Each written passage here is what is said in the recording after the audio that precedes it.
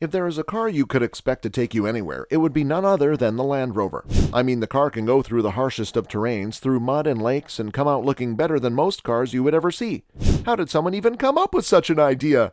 Well, sit back and enjoy as we take you through the trail that the Land Rover has been through. The year was 1947. Morris Wilks was having a relaxing day at a Welsh beach. A lingering thought in his mind led him drawing the first ever sketch of the Land Rover on the sand on the beach. Maurice Wilks often used to work on his farm in Anglesey. There, his Jeep, which was rough and stout, came in handy. But the Jeep wasn't very reliable, as it used to break down very often, and its parts were very hard to come by in England. He was worried by what would happen if his utilitarian Jeep would need extensive repairs. And that's when he thought that he didn't have to wait for anyone. He could solve the problem himself. And the solution? Build your own Jeep.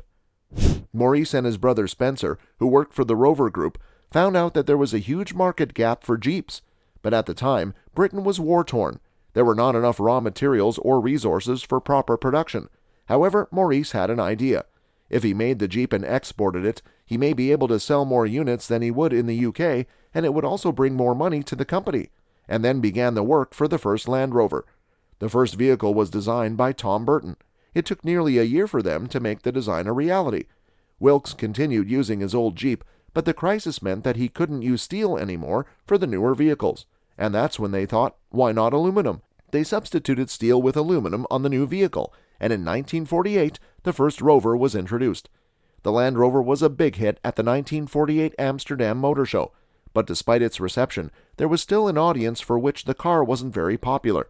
The brothers then went around in their attempt to convince farmers that the Rover could replace the horse. The Rover can do everything, if not more than a horse can do, and at a much faster pace. Also, a Rover doesn't really get tired like horses do, and this effort paid off. The Rover became popular and a favorite for the farmers. The demand for the vehicle increased considerably. As a result, several changes were made to the Rover to make it more efficient. The Rover was now equipped with powerful headlights and hard tops. Also, there were changes to the four-wheel system, and the vehicle now came with a four-cylinder engine. The 1.6-liter engine was replaced with an even bigger and more powerful 2-liter engine in 1951. In 1953, the Land Rover's wheelbase was lengthened to 86 inches to increase the load capacity of the vehicle. 2 years later, in 1955, there was an addition of a new power unit. The Land Rover did not simply sit and wait. They constantly kept improving their vehicle. Militaries around the world started seeing the usefulness of the Rover and started using them for military purposes. The demand for the vehicle was steadily increasing. The company started appealing to the youth, despite being a vehicle focused on function and purpose. As the company grew more and more popular, they decided that they could make the best use of the vehicle's ability and capture a new segment. From a utilitarian vehicle for farmers and the military, Land Rover became a vehicle for exploration and recreation.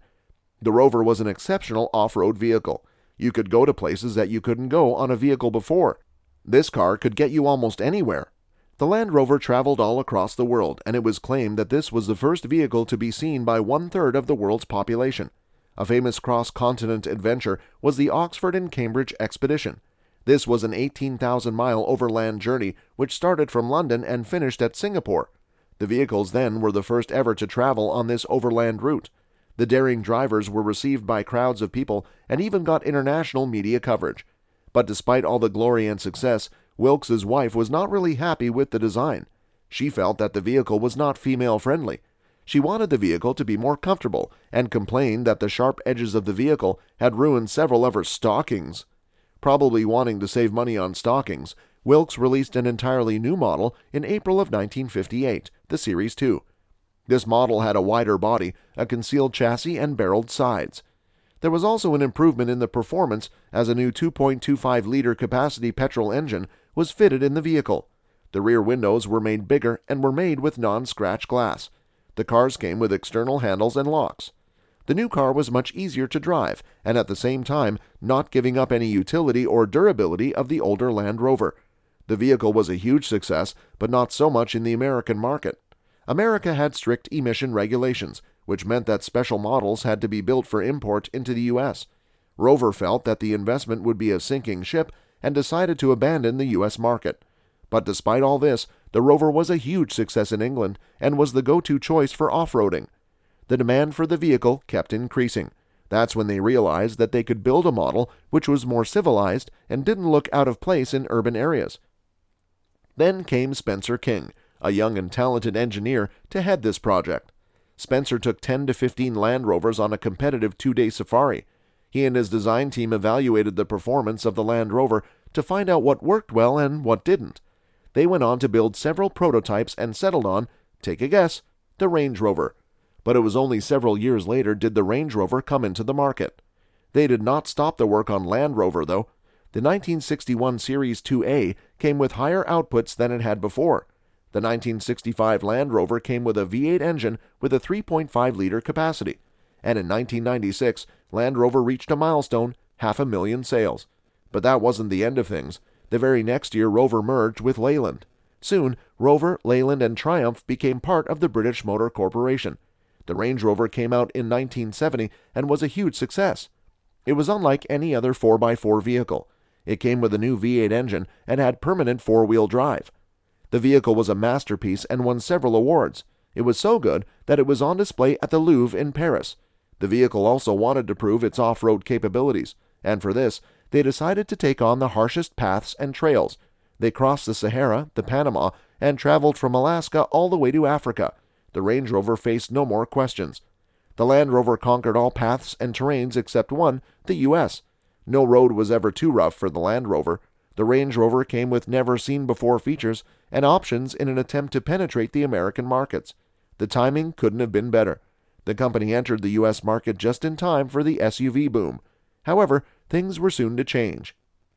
Even though the SUV boom helped Land Rover, it was soon to take a toll. Competition was increasing considerably. The brand name was no longer enough to stay on top. Land Rover changed the way their staff was dressed. They gave their showrooms an appearance of a hunting lodge rather than vehicle lot, and gave the vehicle owners a taste of the action that the luxury SUV provides. In 1994, the Rover Group was acquired by the German automobile giants BMW. However, the purchase was not a financial success for BMW. The shareholders at BMW were less than happy. In 2000, BMW sold the Rover Group to Ford, and it was only a matter of time until Ford decided to sell Land Rover along with Jaguar cars to Tata Motors in 2008. It was for a reported $2.3 billion. And despite its change in ownerships across BMW and all the way to Tata Motors, the Rover Group did manage to introduce a few successful models. In 1997, the Freelander was launched when it was under BMW. In 1998, which marked the 50th anniversary of Land Rovers, limited editions of all models were released. 2005 marked the launch of Range Rover Sport, and in 2006, a diesel-electric hybrid SUV which was revealed at the Geneva Motor Show. Land Rover was a pioneer in the 4x4 market, and this is a beautiful blend of luxury and utility. The car that first came out in 1948 conquered the roughest of paths and trails to become the brand that it is today.